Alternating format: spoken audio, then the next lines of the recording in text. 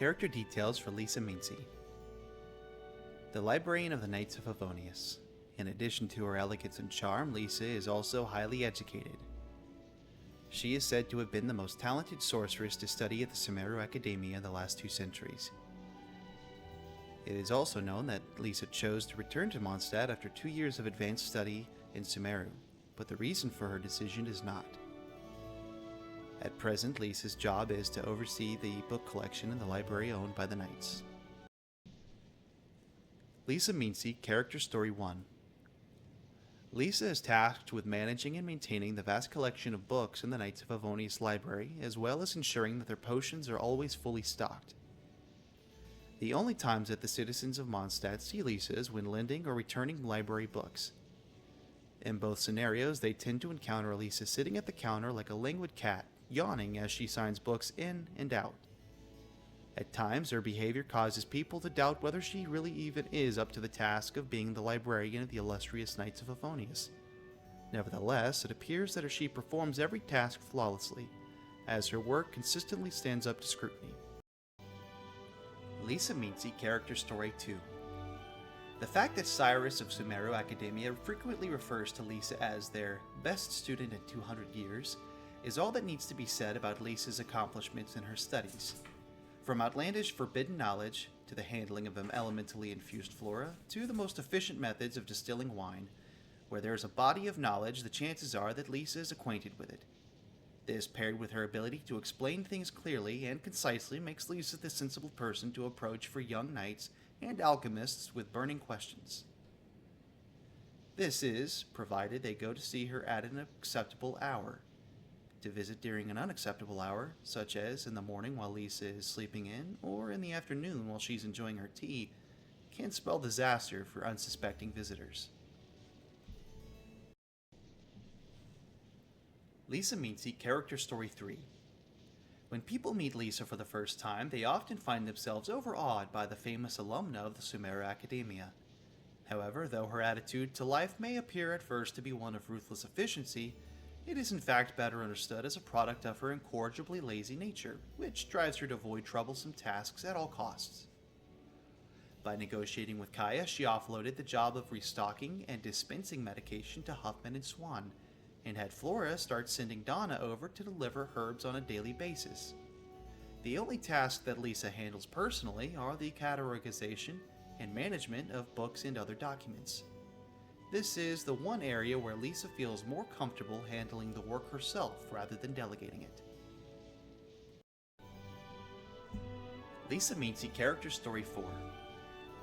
When Lisa first joined the Knights of Favonius, the Grand Master sought to appoint her as captain of the 8th Company.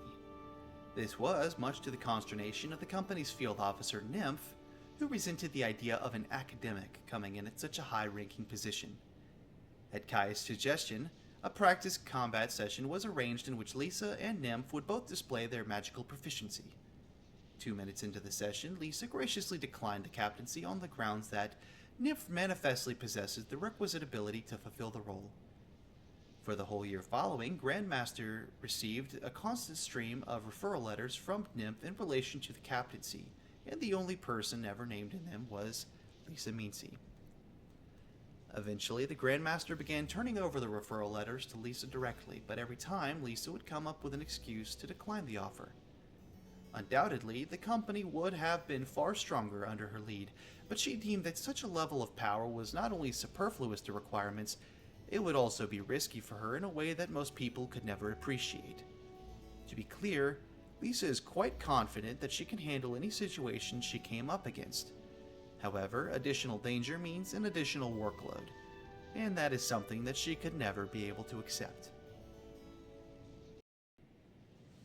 Lisa Minci, Character Story 5. Having personally witnessed the raving mad scholars in the forest of Sumeru and the powerful sages sitting underutilized on advisory council, Lisa realized what uninhibited erudition can really do to a person. It seemed such a high price to pay. How much did one have to sacrifice to attain the profoundest knowledge of all? Put off by this realization, Lisa decided to leave Sumeru. Since then, Lisa has always stopped short of taking things too seriously. Before demanding too many miracles from the gods, first consider if you are willing to pay the price they ask. These words she has spoken to just 3 people since arriving in Mondstadt. In each case, it was because she knew it was what they needed to hear.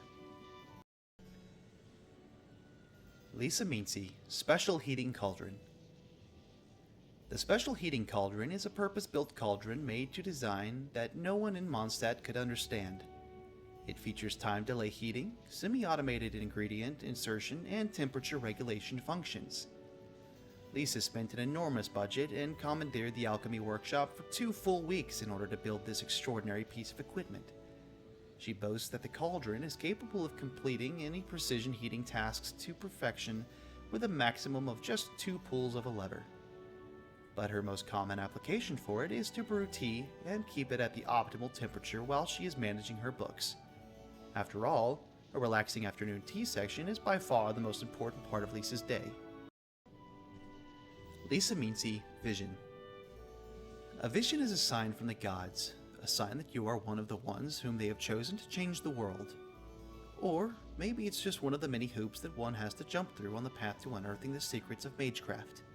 After all, understanding the elements is essential to the study of magic, and practical experience is far more useful means of acquiring this understanding than trying to assimilate the knowledge contained in dusty old books. I suppose I shall need a vision then. And just like that, as that thought popped into her mind, her vision popped into her hand. With the aid of her vision, Lisa acquired the knowledge that she sought, but she also sensed the deep secret hidden in the shadows of that knowledge. For whatever reason, the gods gave humans the key to changing everything, but they did not explain the cost involved. Lisa grew fearful of the truth. The vision that hung from her neck became to her a bottomless pit filled with sweet delights, lingering at the back of her mind. So, from time to time, when somebody whom she finds interesting comes along, Lisa will pass on to them her understanding on all kinds of matters. Perhaps she is secretly hoping that by doing so, one day someone will come along who has the ability to understand the ultimate truth behind visions.